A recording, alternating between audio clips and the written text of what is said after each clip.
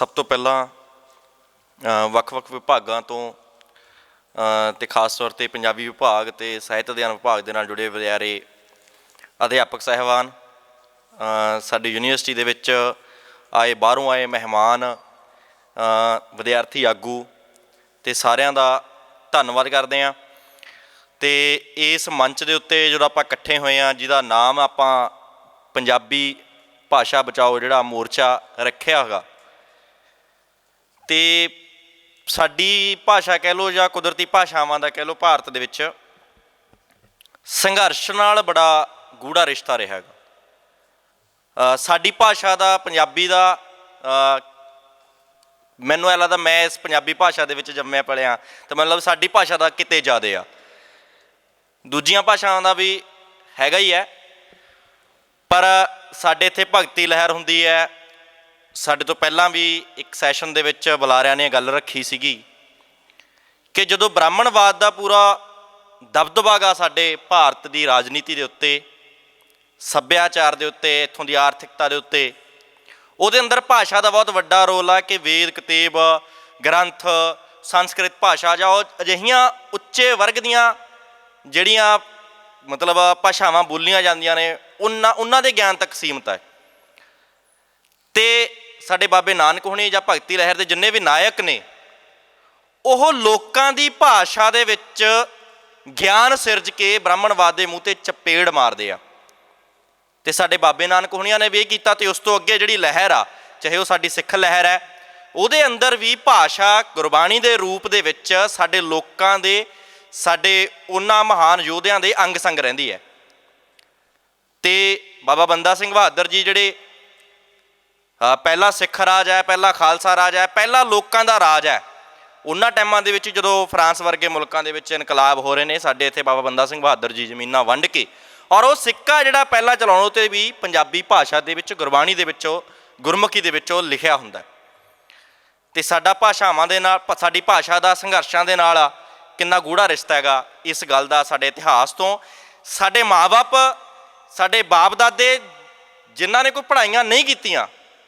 ਜਿਹੜੇ ਕਾਲਜਾਂ ਦਾ ਮੂੰਹ ਨਹੀਂ ਦੇਖ ਸਕੇ, ਖਾਸ ਤੌਰ 'ਤੇ ਮੈਂ ਜਿਸ ਪਰਿਵਾਰ 'ਚੋਂ ਆਉਣਾ ਜਾਂ ਮੈਂ ਜਿਸ ਪਿਛੋਕੜ 'ਚੋਂ ਆ ਰਿਹਾ, ਮੇਰੇ ਦਾਦੇ ਨੇ ਸ਼ਾਇਦ ਸਕੂਲ ਦਾ ਮੂੰਹ ਨਾ ਦੇਖਿਆ ਹੋਵੇ,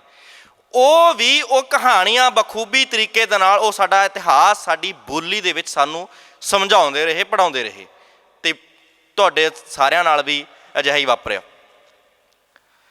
ਤਾਂ ਦੋਸਤੋ,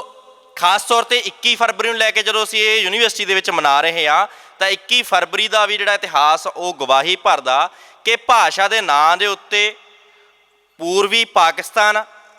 ਜਿੱਥੇ ਉਰਦੂ ਭਾਸ਼ਾ ਨੂੰ ਲੱਦਣ ਦੀ ਕੋਸ਼ਿਸ਼ ਕੀਤੀ ਗਈ ਲੋਕਾਂ ਦੇ ਉੱਤੇ, ਤਾਂ ਲੋਕ ਉਸ ਗੱਲ ਦੇ ਲਈ ਕਿਵੇਂ ਲੜਾਈ ਦੇ ਲਈ ਅੱਗੇ ਆਉਂਦੇ ਨੇ, ਔਰ ਖਾਸ ਤੌਰ 'ਤੇ ਸਭ ਤੋਂ ਮੂਹਰਲੀਆਂ ਕਤਾਰਾਂ ਦੇ ਵਿੱਚ ਵਿਦਿਆਰਥੀ ਅੱਗੇ ਆਉਂਦੇ ਨੇ, ਨੌਜਵਾਨ ਅੱਗੇ ਆਉਂਦੇ ਨੇ, ਔਰ ਉਹ ਵੀ ਮੈਡੀਕਲ ਸਿੱਖਿਆ ਨਾਂ ਦੀ, ਮੈਡੀਕਲ ਸਿੱਖਿਆ ਦੇ ਖੇਤਰ ਦੇ ਨਾਲ ਜੁੜੇ ਹੋਏ ਵਿਦਿਆਰਥੀ, ਜਿਹੜਾ ਅੱਜ ਸਾਡੇ ਸਾਹਮਣੇ ਕਿਹਾ ਜਾਂਦਾ ਕਿ ਵਿਗਿਆਨ ਦੇ ਨਾਲ ਜੁੜੇ ਹੋਏ, ਕਿਸੇ ਵੀ ਤਰੀਕੇ ਸਾਇੰਸ ਨਾਲ, ਮੈਥ ਨਾਲ ਇਹ ਜੁੜੇ ਹੋਏ ਵਿਦਿਆਰਥੀ ਨੇ, ਇਹ ਆਪਦੀ ਮਾਂ ਬੋਲੀ ਦੇ ਵਿੱਚ ਨਹੀਂ ਕਰ ਸਕਦੇ, ਅੰਗਰੇਜ਼ੀ ਸਿੱਖਣੀ ਬਹੁਤ ਜ਼ਰੂਰੀ ਆ, ਤਾਂ ਉਹ ਵਿਦਿਆਰਥੀ ਸ਼ਹੀਦੀਆਂ ਦਿੰਦੇ ਨੇ।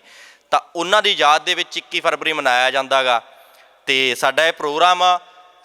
ਮੈਂ ਵੀ ਉਹਨਾਂ ਨੂੰ ਆਪਣੇ ਇਹਨਾਂ ਸ਼ਬਦਾਂ 'ਚ ਸ਼ਰਧਾਂਜਲੀ ਭੇਟ ਕਰਦਾ ਕਿ ਪੂਰੀ ਦੁਨੀਆ ਦੇ ਵਿੱਚ ਆਪਣੀ ਮਾਂ ਬੋਲੀਆਂ ਦੇ ਨਾਂ 'ਤੇ ਇਕੱਠੇ ਹੋਣ ਦੇ ਲਈ ਅਤੇ ਆਪਦੇ ਮਾਂ ਬੋਲੀਆਂ ਦੇ ਹੱਕ 'ਚ ਬੋਲਣ ਦੇ ਲਈ ਆਪਾਂ ਸਾਰੇ ਇਕੱਠੇ ਹੁੰਦੇ ਹਾਂ, ਲੋਕ ਇਕੱਠੇ ਹੁੰਦੇ ਹੈਗੇ।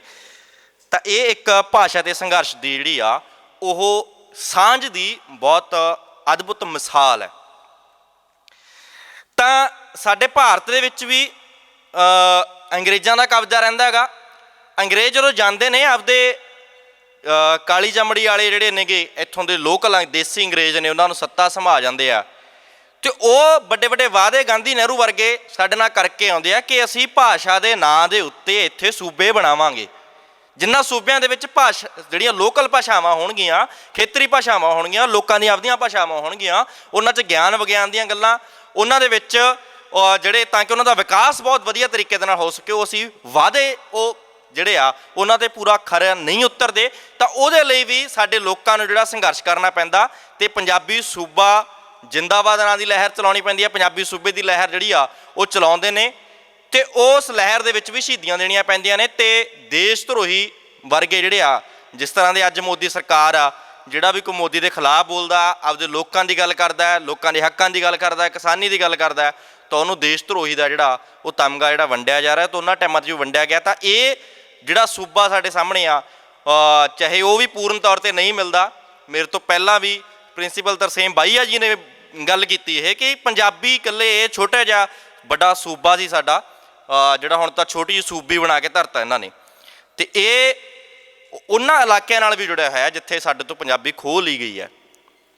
ਅਤੇ ਇਹ ਸੰਘਰਸ਼ ਜਿਹੜਾ ਗਾ ਇਕੱਲਾ ਪੰਜਾਬੀ ਯੂਨੀਵਰਸਿਟੀ ਦਾ ਨਹੀਂ, ਭਾਸ਼ਾ ਦੇ ਨਾਂ ਦੇ ਉੱਤੇ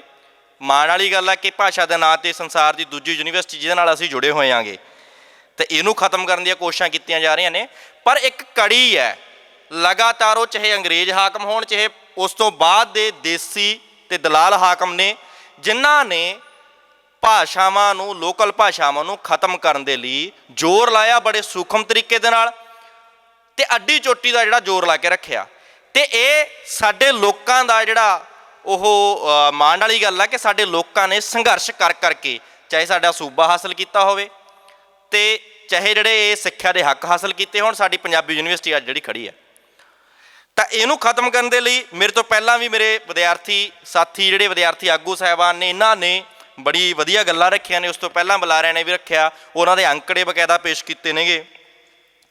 ਅਤੇ ਪੰਜਾਬੀ ਭਾਸ਼ਾ ਨੂੰ ਸਾਡੇ ਲੋਕਾਂ ਤੋਂ ਜੁਦਾ ਕਿਵੇਂ ਕਰਨਾ, ਸਰਕਾਰ ਇਹਦੇ ਲਈ ਨਵੇਂ ਜਿਹੜੇ ਆ ਪੈਂਤੜੇ ਹੋਰ ਵੀ ਘੜ ਰਹੀ ਆ, ਅਤੇ ਉਹ ਆਪਾਂ ਦੇਖ ਸਕਦੇ ਹਾਂ ਕਿ 90ਵਿਆਂ ਤੋਂ ਪਹਿਲਾਂ ਇੱਕ ਤਰ੍ਹਾਂ ਦੇ ਨੇ, 90ਵਿਆਂ ਤੋਂ ਬਾਅਦ ਇੱਕ ਤਰ੍ਹਾਂ ਦੇ ਨੇ। 90ਵਿਆਂ ਤੋਂ ਪਹਿਲਾਂ ਵੀ ਇੱਕ ਬੜਾ ਵੱਡਾ ਮਾਡਲ ਖੜਾ ਸੋਵੀਅਤ ਯੂਨੀਅਨ ਦਾ, ਜਿਹੜਾ ਮਤਲਬ ਜਿਹਦੇ ਤੋਂ ਡਰਦਿਆਂ ਮਾਰਿਆ ਵੀ ਇਹਨਾਂ ਨੂੰ ਕੁਛ ਸਹੂਲਤਾਂ ਦੇਣੀਆਂ ਪਈਆਂ ਸਾਨੂੰ। ਅਤੇ ਉਸ ਤੋਂ ਬਾਅਦ ਵਾਲਾ ਜਿਹੜਾ ਪੀਰੀਅਡ ਆ ਨਵੀਆਂ ਆਰਥਿਕ ਨੀਤੀਆਂ ਦੇ ਦੁਆਰਾ, ਕਿ ਜੀ ਹੁਣ ਲੋਕਲ ਭਾਸ਼ਾਵਾਂ ਦੀ ਕੋਈ ਲੋੜ ਨਹੀਂ ਹੈਗੀ, ਹੁਣ ਲੋਕਾਂ ਦੀ ਆਪਦੀ ਬੋਲੀ 'ਚ ਪੜ੍ਹਾਈ ਕਰਾਉਣ ਦੀ ਲੋੜ ਨਹੀਂ ਹੈਗੀ। ਹਾਇਰ ਐਜੂਕੇਸ਼ਨ ਬਾਰੇ ਵੀ ਦੱਸ ਦਿੱਤਾ ਇਸ ਤੋਂ ਪਹਿਲਾਂ ਬੁਲਾਰਿਆਂ ਨੇ ਕਿ ਇਹਨਾਂ ਚੀਜ਼ਾਂ ਦੀ ਲੋੜ ਨਹੀਂ, ਇਹਨਾਂ ਤੋਂ ਹੁਣ ਚੀਜ਼ਾਂ ਖੋਹ ਲਈਆਂ ਜਾਣ। ਅਤੇ ਦੁਨੀਆ ਭਰ ਦੇ ਵਿਗਿਆਨੀ ਦੱਸਦੇ ਨੇ ਕਿ ਜੇ ਤੁਸੀਂ ਆਪਦੀ ਮਾਂ ਬੋਲੀ ਦੇ ਵਿੱਚ ਗਿਆਨ ਨਹੀਂ ਹਾਸਲ ਕਰ ਸਕਦੇ, ਤਾਂ ਕਿਸੇ ਕੌਮ ਦਾ ਵਿਕਾਸ ਜੇ ਕਰਨਾ ਗਾ, ਕਿਸੇ ਲੋਕਾਂ ਦਾ ਵਿਕਾਸ ਕਰਨਾ ਗਾ, ਸਮਾਜ ਨੇ ਵਿਕਾਸ ਕਰਨਾ, ਤਾਂ ਮਾਂ ਬੋਲੀ ਦੀ ਜਿਹੜੀ ਆ ਉਹ ਬਹੁਤ ਮਹੱਤਤਾ। ਅਤੇ ਨਵੀਂ ਸਿੱਖਿਆ ਨੀਤੀ ਨੂੰ ਆਪਾਂ ਪੜ੍ਹ ਸਕਦੇ ਹਾਂ, ਨਵੀਂ ਸਿੱਖਿਆ ਨੀਤੀ ਦੇ ਵਿੱਚ ਵੀ ਇਹੋ ਕੁਝ ਲਿਖਿਆ ਜਾ ਰਿਹਾ। ਅਤੇ ਆਪਾਂ ਦੇਖ ਸਕਦੇ ਹਾਂ ਕਿ ਜਿਹੜਾ ਸਾਡੀ ਯੂਨੀਵਰਸਿਟੀ ਦੇ ਵਿੱਚ ਵੀ ਇੱਕ IAS ਅਫਸਰ ਨੂੰ ਜਿਹੜਾ ਵਾਈਸ ਚਾਂਸਲਰ ਬਣਾਇਆ ਗਿਆ ਗਾ, ਇਹ ਵੀ ਉਸੇ ਨੀਤੀ ਦਾ ਹਿੱਸਾ ਗਾ ਕਿ ਭਾਸ਼ਾ ਨੂੰ, ਲੋਕਾਂ ਤੋਂ ਗਿਆਨ ਨੂੰ ਕਿਸ ਤਰੀਕੇ ਦੇ ਨਾਲ ਖੋਹਣਾ, ਨਸ਼ਟ ਕਰਨਾ, ਅਤੇ ਲੋਕਾਂ ਜਿਹੜੀ ਇਹ ਸਿੱਖਿਆ ਉਹਨੂੰ ਵੇਚਣ ਵਾਲੀ, ਉਹਨੂੰ ਵਪਾਰ ਦੀ ਵਸਤੂ ਕਿਵੇਂ ਬਣਾਉਣਾ। ਅਤੇ GST ਲਾਇਆ ਗਿਆ ਯੂਨੀਵਰਸਿਟੀ ਦੇ ਵਿੱਚ। ਇਸ ਤੋਂ ਪਹਿਲਾਂ GST ਲਾਉਣ ਦਾ ਸ਼ਾਇਦ ਕੋਈ ਅਕੈਡਮਿਸ਼ਨ ਵਾਈਸ ਚਾਂਸਲਰ ਹੁੰਦਾ, ਉਹਨੂੰ ਸੋਚਣਾ ਵੀ ਉਹਦੇ ਲਈ ਮੁਸ਼ਕਲ ਹੁੰਦਾ, ਲੇਕਿਨ ਇਹ IAS ਵਾਈਸ ਚਾਂਸਲਰ ਜਦੋਂ ਲਾਇਆ ਤਾਂ ਕਿ ਉਹਨਾਂ ਨੀਤੀਆਂ ਨੂੰ ਧੜੱਲੇਦਾਰ ਤਰੀਕੇ ਨਾਲ ਜਿਹੜਾ ਉਹ ਲਾਗੂ ਕੀਤਾ ਜਾਵੇ। ਜਿਵੇਂ IAS ਅਫਸਰ ਜਿਹੜਾ ਕ੍ਰਿਸ਼ਨ ਕੁਮਾਰ ਇਹਨਾਂ ਨੇ ਸਕੂਲੀ ਸਿੱਖਿਆ ਦੇ ਵਿੱਚ ਲਾਇਆ, ਉਹ ਵੀ ਬੜੇ ਧੜੱਲੇ ਨਾਲ ਜਿਹੜਾ ਫੈਸਲੇ ਲੈਂਦਾ ਗਾ। ਅਤੇ IAS ਅਫਸਰਾਂ ਨੂੰ ਵਿਦਿਅਕ ਸੰਸਥਾਵਾਂ ਦੇ ਵਿੱਚ ਲਾ ਕੇ ਫਿੱਟ ਕਰਕੇ ਇਹਨਾਂ ਸੰਸਥਾਵਾਂ ਦਾ ਭੋਗ ਪਾ ਦੇਣਾ ਵੀ ਤੁਸੀਂ ਜੋ ਕਰਨਾ ਕਰੀ ਚੱਲੋ। ਅਸੀਂ ਵੀ ਧਰਨਾ ਦਿੱਤਾ ਸੀਗਾ PRSU ਵੱਲੋਂ, ਵਾਈਸ ਚਾਂਸਲਰ ਦਫ਼ਤਰ ਦਾ ਘਿਰਾਓ ਕੀਤਾ ਸੀ। ਵਾਈਸ ਚਾਂਸਲਰ ਉਹਦੇ ਯੂਨੀਵਰਸਿਟੀ 'ਚ ਆਏ ਸੀਗੇ, ਉਹਨਾਂ ਦਾ ਘਿਰਾਓ ਕੀਤਾ ਸੀ, ਉਹਨਾਂ ਸਾਹਮਣੇ ਮੰਗਾਂ ਰੱਖੀਆਂ, ਅਤੇ ਉਹਨਾਂ ਦਾ ਸਾਫ਼ ਜਵਾਬ ਸੀ ਕਿ ਅਸੀਂ ਐਂ ਕੀਤਾ, ਮੰਨਦੇ ਹਾਂ, ਐਂ ਹੀ ਕਰਾਂਗੇ, ਤੁਸੀਂ ਜੋ ਕਰਨਾ ਕਰ ਲਓ। ਇਹ ਉਹਨਾਂ ਦੀ ਜਿਹੜੀ ਆ ਉਹ ਸੁਰ ਸੀ ਉਹਨਾਂ ਦੇ ਗੱਲ ਕਰਨ ਦੀ। ਅਤੇ ਇਹ ਸਾਡੀ ਇਹ ਮੰਗ ਨੇ, ਸਾਡੇ ਸੁਝਾਅ ਨੇ ਕੁਛ, ਕਿ ਇਹ ਸਭ ਤੋਂ ਪਹਿਲਾਂ ਵਧਾਈ ਆ ਕਿ ਇਹ ਮੋਰਚਾ ਬਣਾਇਆ। ਸਾਡੀ ਇਹ ਇਸ ਤੋਂ ਪਹਿਲਾਂ ਵੀ ਅਸੀਂ ਲਗਾਤਾਰ ਧਰਨਿਆਂ ਦੇ ਵਿੱਚ ਵੀ ਹੋਰ ਬਹੁਤ ਸਾਰੇ ਮੰਚਾਂ 'ਤੇ ਬੋਲਦੇ ਰਹੇ ਹਾਂ ਕਿ ਸਾਂਝੇ ਸੰਘਰਸ਼ ਦੀ ਬਹੁਤ ਜ਼ਿਆਦਾ ਲੋੜ ਆ। ਅਤੇ ਇਹਦੇ 'ਚੋਂ ਵੀ ਹੁਣ ਸਾਡੇ ਕੁਛ ਸੁਝਾਅ ਨੇ ਕਿ ਜਿਹੜੀ ਇਹ ਸਾਂਝੀ ਸਰਗਰਮੀਆਂ ਨੇ, ਜਿਹੜੀਆਂ ਸਾਡੀਆਂ ਸਾਂਝੇ ਸੰਘਰਸ਼ ਨੇ, ਇਹਨੂੰ ਹੋਰ ਵਿਸ਼ਾਲ ਕਰਨ ਦੀ ਲੋੜ ਹੈ। ਅਤੇ ਇਸ ਸੰਘਰਸ਼ ਨੂੰ, ਇਸ ਜਿਹੜੀ ਪੰਜਾਬੀ ਭਾਸ਼ਾ ਬਚਾਓ ਜਿਹੜਾ ਮੋਰਚਾ ਬਣਿਆ, ਇਸ ਮੋਰਚੇ ਨੂੰ ਪਿੰਡਾਂ ਦੇ ਵਿੱਚ ਲੈ ਕੇ ਜਾਣ ਦੀ ਲੋੜ ਆ, ਸਕੂਲਾਂ ਦੇ ਵਿੱਚ ਲੈ ਕੇ ਜਾਣ ਦੀ ਲੋੜ ਆ, ਕਾਲਜਾਂ ਦੇ ਵਿੱਚ ਲੈ ਕੇ ਜਾਣ ਦੀ ਲੋੜ ਆ ਗਈ। ਅਤੇ ਤਾਂ ਕਿ ਇਸ ਚੀਜ਼ ਦੀ ਗੱਲ ਜਿਹੜੀ ਆ ਉਹਨਾਂ ਥਾਵਾਂ 'ਤੇ ਤੁਰੇ ਜਿਨ੍ਹਾਂ ਨੇ ਇੱਥੇ ਆਉਣਾ, ਜਿਹੜੇ ਇਸ ਜਗ੍ਹਾ 'ਤੇ ਆਉਣ ਦਾ ਸੁਪਨਾ ਲੈ ਰਹੇ ਨੇ ਕਿ ਅਸੀਂ ਇਹਨਾਂ ਯੂਨੀਵਰਸਿਟੀਆਂ 'ਚ ਜਾਵਾਂਗੇ। ਸੋ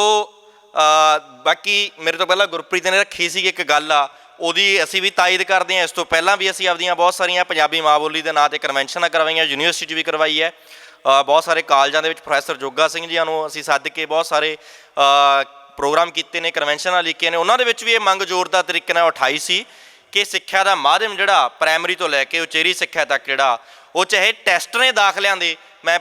MPhil ਦਾ ਟੈਸਟ ਦਿੱਤਾ, ਉਹਦੇ ਵਿੱਚ ਸਾਡੀ ਪੰਜਾਬੀ ਯੂਨੀਵਰਸਿਟੀ ਦੇ ਵਿੱਚ ਉਹ 'ਚ ਲਿਖਿਆ ਹੋਇਆ ਸੀ ਵੀ ਜੇ ਕੋਈ ਪੰਜਾਬੀ ਭਾਸ਼ਾ ਜਾਂ ਅਨੁਵਾਦ ਕੀਤੀ ਹੋਈ ਭਾਸ਼ਾ ਦੇ ਵਿੱਚ ਕੋਈ ਘਾਟ ਨਜ਼ਰ ਆਈ ਤਾਂ ਅੰਗਰੇਜ਼ੀ ਵਾਲੇ ਨੂੰ ਜਿਹੜਾ ਉਹ ਮੂਲ ਮੰਨਿਆ ਜਾਊਗਾ। ਤਾਂ ਇਹ ਤਰਾਸਦੀ ਆ ਇੱਥੋਂ ਦੀ। ਤਾਂ ਅਸੀਂ ਮੰਗ ਕਰਦੇ ਹਾਂ ਕਿ ਹਰੇਕ ਸਾਡਾ ਘੱਟੋ ਘੱਟ ਸਾਡੀ ਪੰਜਾਬੀ ਯੂਨੀਵਰਸਿਟੀ ਦੇ ਵਿੱਚ ਅਸੀਂ ਇਹ ਕਰਵਾਈਏ ਕਿ ਹਰੇਕ ਵਿਭਾਗ ਦੇ ਵਿੱਚ ਜਿਹੜੀ ਪੜ੍ਹਾਈ ਆ ਉਹਦਾ ਮਾਧਿਅਮ ਆ ਪੰਜਾਬੀ ਦੇ ਵਿੱਚ ਹੋਵੇ। ਜਿਹੜੇ ਦਾਖਲੇ ਦੇ ਜਿਹੜੇ ਟੈਸਟ ਹੋ ਰਹੇ ਨੇਗੇ ਉਹਨਾਂ ਦਾ ਵੀ ਜਿਹੜਾ ਉਹ ਹੋਵੇ। ਨੈੱਟ ਦੀ ਬਹੁਤ ਸਾਰੀ ਪ੍ਰੋਬਲਮ ਆ, ਇਹਦੇ ਵਾਸਤੇ ਵੀ ਅਜਿਹੀਆਂ ਮੰਗਾਂ ਉਠਾਉਣ ਦੇ ਲਈ ਅੱਗੇ ਆਈਏ। ਧੰਨਵਾਦ ਜੀ।